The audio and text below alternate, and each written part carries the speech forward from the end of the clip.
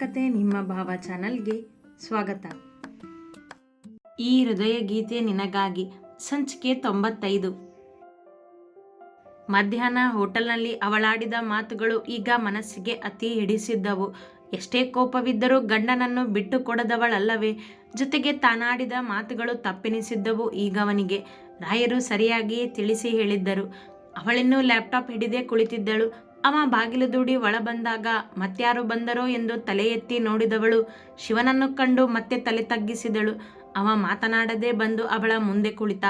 ಅವನತ್ತ ಕಣ್ಣು ಹೊರಳಿಸಲಿಲ್ಲ ಅವಳು. I am sorry ಎಂದ ಒಂದೇ ಮಾತಿಗೆ. ಅವಳು ಕೇಳಿಯೂ ಕೇಳದಂತೆ ಕುಳಿತಳು. ಕೆಲ ನಿಮಿಷಗಳ ಹಿಂದೆ ರಾಯರ ಮುಂದೆ ಮಗುವಾಗಿ ಮಾತನಾಡಿದವಳು ಅವನ ಮುಂದೆ ಕಲ್ಲಾಗಿ ಕುಳಿತಿದ್ದಳು. ಶಕ್ತಿ, ನನಗೆ ಗೊತ್ತು ನಿನಗೆ ನಾನು ತುಂಬ ಬೇಜಾರು ಮಾಡಿದ್ದೀನಿ ಅಂತ. ಪ್ಲೀಸ್ ಸಾರಿ ಎಂದ ಮತ್ತೆ. ಅಪ್ಪ ಏನಾದರೂ ಹೇಳಿದ್ರ ನಿನ್ನ ಮುಂದೆ? ಅದಕ್ಕೆ ಮಾತಾಡೋದಕ್ಕೆ ಬಂದಿದ್ದೀಯಾ? ಲ್ಯಾಪ್ಟಾಪ್ ನೋಡುತ್ತಲೇ ಕೇಳಿದಳು. ಇಲ್ಲ, ಸರ್ ಹೇಳೋದಕ್ಕೂ ಮೊದಲು ನಾನು ನಿಮ್ಮಿಬ್ಬರ ಮಾತನ್ನ ಕೇಳಿಸ್ಕೊಂಡಿದ್ದೆ. ಅವಳನ್ನೇ ನೋಡುತ್ತಾ ಎಂದ. ಅವನನ್ನೊಮ್ಮೆ ನೋಡಿದವಳು ಮತ್ತೆ ತಲೆ ತಗ್ಗಿಸಿದಳು. ಮಾತಾಡೋದಿಲ್ವ ನನ್ನ ಜೊತೆ? ಅವಳ ಉತ್ತರ ಬಾರದಿದ್ದಕ್ಕೆ ಮತ್ತೆ ಕೇಳಿದ.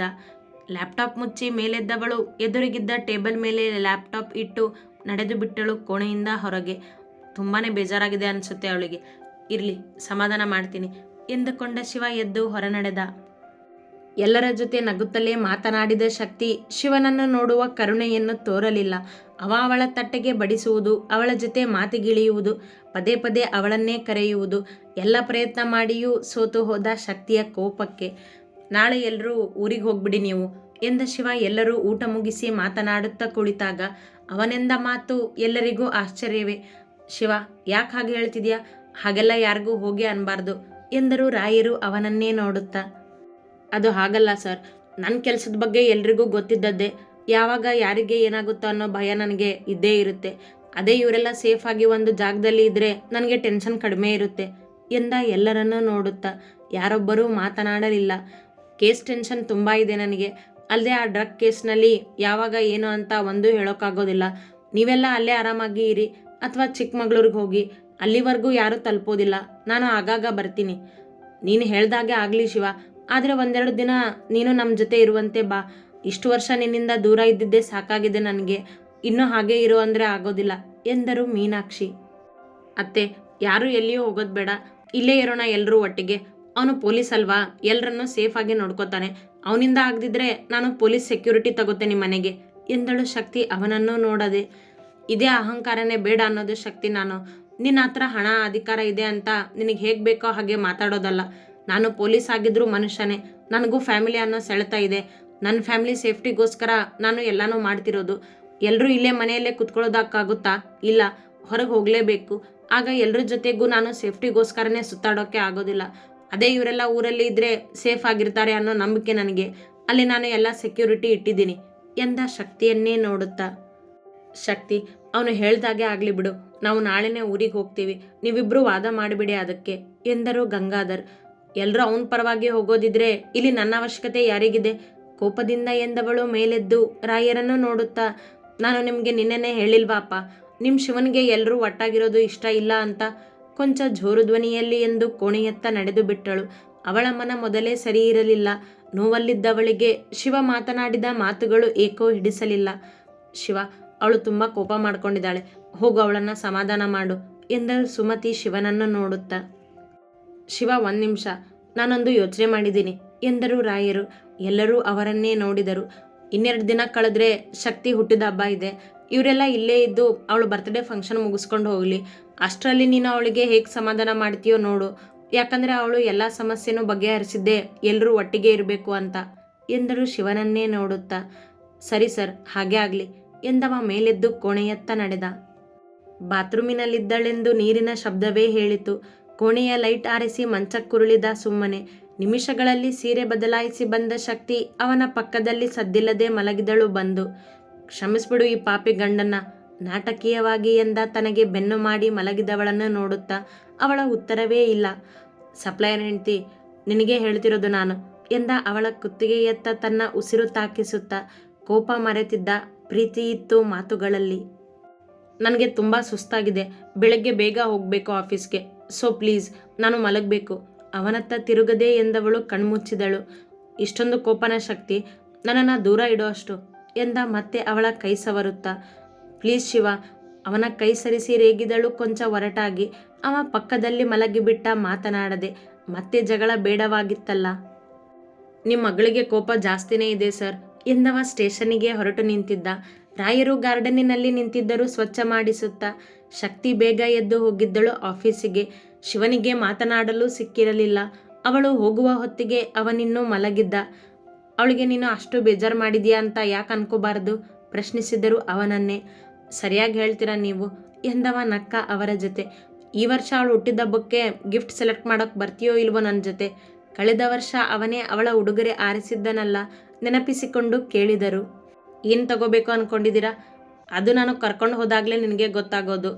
ನಾನು ಆರಿಸಿದ್ದನ್ನು ನಿಮ್ಮ ಮಗಳು ಇಷ್ಟಪಡ್ತಾಳೋ ಇಲ್ವೋ ತಿಳ್ಕೊಳ್ಳಿ ಸರ್ ಮೊದಲು. ತಾನು ಹಳೆಯದನ್ನು ನೆನಪಿಸಿಕೊಂಡು ಎಂದ. ಕಳೆದ ವರ್ಷ ಇವ ಉಡುಗೊರೆಯಾಗಿ ತಂದುಕೊಟ್ಟ ಸೀರೆಯನ್ನು ಇಷ್ಟಪಡದೆ ರೇಗಾಡಿದ್ದಳಲ್ಲವೇ?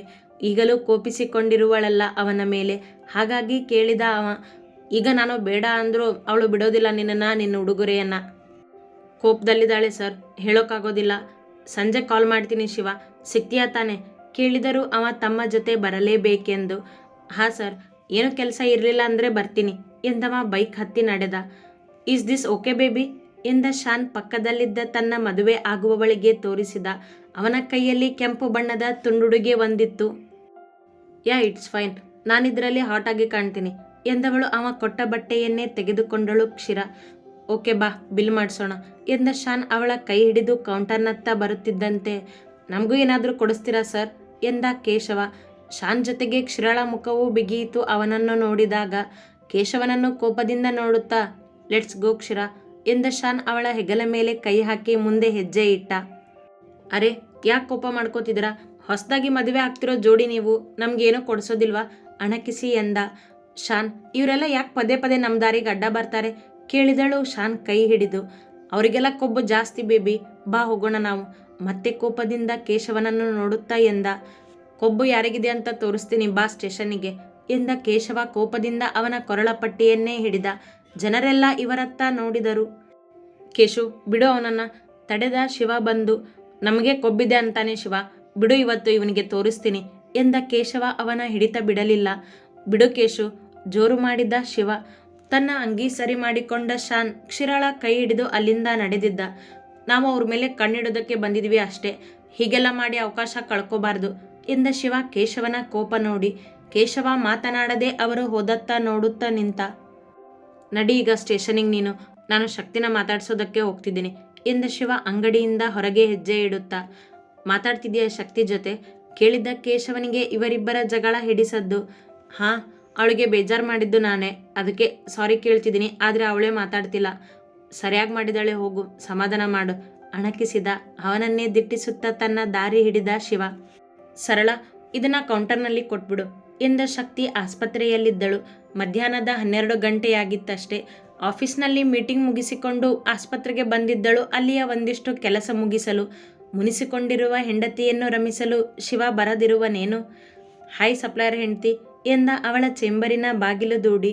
ಅವನನ್ನು ನೋಡಿಯೂ ನೋಡದಂತಿರುವುದೇ ರೂಢಿ ಮಾಡಿಕೊಂಡಿದ್ದಳೇನೋ. ಸುಮ್ಮನೆ ತನ್ನ ಕೆಲಸದತ್ತ ಗಮನ ಕೊಟ್ಟಳು. ಅವಳು ಅಲ್ಲಿರುವ ಮಾಹಿತಿ ತಿಳಿದುಕೊಂಡೇ ಬಂದಿದ್ದ. ನಾನೇನು ನಿನ್ನನ್ನು ಮಾತಾಡಿಸಿ ರಂಸೋದಕ್ಕೆ ಬಂದಿಲ್ಲ ಮಿಸಸ್ ಶಿವರಾಮ್, ನಾನು ಬಂದಿರೋದು ನನ್ನ ಕೆಲಸದ ಮೇಲೆ ಎಂದವನದ್ದು ನೆಪವಷ್ಟೇ. ಅವ ಹಾಗೆ ಮಾತನಾಡಲು ಬಂದರೆ ಇವಳು ಮಾತನಾಡುವುದಿಲ್ಲವೆಂದು ಗೊತ್ತವನಿಗೆ. ಹಾಗಾಗಿ ಕೆಲಸ ಎಂದು ಹೇಳಿಕೊಂಡು ಬಂದಿದ್ದ. ಹಲೋ ಮೇಡಮ್, ನಿಮಗೆ ಹೇಳ್ತಿರೋದು ನಾನು ಎಂದ ತನ್ನ ಅಧಿಕಾರ ತೋರುವಂತೆ. ಏನು ಕೆಲಸ ಇತ್ತು ನಿಮಗೆ ಸುನಂದ ಆಸ್ಪತ್ರೆಯಲ್ಲಿ? ಅವಳು ತನ್ನದೇ ಗತ್ತಿನಲ್ಲಿ ಮಾತನಾಡಿದಳು. ಅವನಿಗೆ ತನ್ನ ಅಧಿಕಾರ ಹೆಚ್ಚಾದರೆ ಇವಳಿಗೂ ತನ್ನ ಅಧಿಕಾರವೇ ಹೆಚ್ಚು. ಒಬ್ಬ ಡ್ರಗ್ ಸಪ್ಲೈಯರ್ ನಿಮ್ಮ ಆಸ್ಪತ್ರೆಯಲ್ಲಿ ಮಲಗಿರೋದು ಮರೆತು ಹೋಯ್ತಾ ಹೇಗೆ ನಿಮಗೆ? ಇದು ಆಸ್ಪತ್ರೆ ಮಿಸ್ಟರ್ ಶಿವ, ನಾವು ಯಾವ ಪೇಷಂಟ್ನೂ ಮರೆಯೋದಿಲ್ಲ ಎಂದವಳ ಮಾತುಗಳು ಬಾಣದಂತೆ. ಮತ್ತು ಆ ಪೇಷಂಟ್ ಏನು ಮಲಗ್ದ ಹಾಗೆ ಮಲಗಿದಾನೆ, ಎಚ್ಚರನೇ ಆಗ್ತಿಲ್ಲ, ಮತ್ತೆ ಏನಾದರೂ ಮಾಡಿದಿರಾ ಹೇಗೆ? ಹಿಂದೊಮ್ಮೆ ಆ ಪೇಷಂಟ್ ಎಚ್ಚರವಾಗದಂತೆ ರಣದೇವ್ ಮಾಡಿದ್ದನಲ್ಲ, ಅದನ್ನು ನೆನಪಿಸಿ ಎಂದ. ಮೈಂಡ್ ಯುವರ್ ವರ್ಡ್ಸ್ ಶಿವ, ಹಾಗೆ ಮಾಡಿದ್ದು ನಾವಲ್ಲ. ಏನಾಗಿದೆ ಅಂತ ನಿಮಗೆ ಚೆನ್ನಾಗಿ ಗೊತ್ತು, ಅದನ್ನು ಬಿಡಿಸಿ ಹೇಳೋ ಅವಶ್ಯಕತೆ ನನಗಿಲ್ಲ. ನಿಮಗೆ ನನ್ನ ಆಸ್ಪತ್ರೆ ಮೇಲೆ ಅಷ್ಟೊಂದು ಅನುಮಾನ ಇದ್ದರೆ ಕರ್ಕೊಂಡು ಹೋಗಿ ನಿಮ್ಮ ಪೇಷಂಟ್ನ. ನೀವೇ ತಾನೇ ಅವನನ್ನು ಇಲ್ಲಿಗೆ ಕರ್ಕೊಂಡು ಬಂದಿದ್ದು. ಅವನನ್ನೇ ಕೋಪದಿಂದ ನೋಡುತ್ತಾ ಎಂದಳು. ಬೇಕೆಂದೇ ಕೆಣಕಿ ಅವಳ ಕೋಪಕ್ಕೆ ದಾರಿ ಮಾಡಿದ್ದ ಅವ. ಹಾಂ ಗೊತ್ತು, ಆ ಪೇಷಂಟ್ ಪ್ರೋಗ್ರೆಸ್ ಬೇಕಾಗಿತ್ತು ನನಗೆ ಎಂದ ಅವಳ ಕೋಪದ ಬಿಸಿ ತನಗೆ ತಾಕಿದಂತೆ. ಅವನ ಮಾತಿಗೆ ಶಕ್ತಿ ಫೋನ್ ಹಿಡಿದು ನಂಬರ್ ಒತ್ತಿದವಳು ಸರಳನ್ನು ಒಳಗೆ ಕರೆದಳು. ಇವ್ರಿಗೆ ಆ ಡ್ರಗ್ ಪೇಷಂಟ್ ಇನ್ಫಾರ್ಮೇಷನ್ ಬೇಕಂತೆ, ಕೊಟ್ಟು ಕಳಿಸಿ. ಕಟುವಾಗಿತ್ತು ಅವಳ ಮಾತು. ಓಕೆ ಮೇಡಮ್ ಎಂದ ಸರಳ ಶಿವನ ಮುಖ ನೋಡಿದಾಗ, ಬಂದೆ ನಡೀರಿ ಎಂದ ಶಿವ ಶಕ್ತಿಯತ್ತ ನೋಡಿದ. ಅವಳ ಕಣ್ಣುಗಳು ಅವನನ್ನು ನೋಡದವು. ಈಗೇನು ನೀನು ಮಾತಾಡ್ತೀಯೋ ಇಲ್ವೋ? ಬಂದ ಕೆಲಸವೇ ಅದಲ್ಲವೇ? ಸರ್, ಏನು ಮಾತಾಡ್ತಿದ್ರಾ ನೀವು? ಇದು ಆಸ್ಪತ್ರೆ, ನೀವು ಬಂದಿರೋದು ಕೆಲಸದ ಮೇಲೆ, ಮರೆತುಬಿಟ್ರಾ? ಅಣಕಿಸುವ ರೀತಿಯಲ್ಲಿ ಎಂದಳು ಅವನನ್ನೇ ನೋಡುತ್ತಾ. ಹೌದಾ, ಮನೆಗೆ ಬಾ, ನೋಡ್ಕೋತೀನಿ ನಿನ್ನ ಎಂದವ ಎದ್ದು ಹೊರನಡೆದ. ಅತಿ ಹೆಚ್ಚಿನ ಕಥೆಗಳಿಗಾಗಿ ಹಿಂಬಾಲಿಸಿ ಪ್ರತಿಲಿಪಿ ಆ್ಯಪ್ನಲ್ಲಿ ಪ್ರತಿಮಾ SH ಅವರನ್ನು.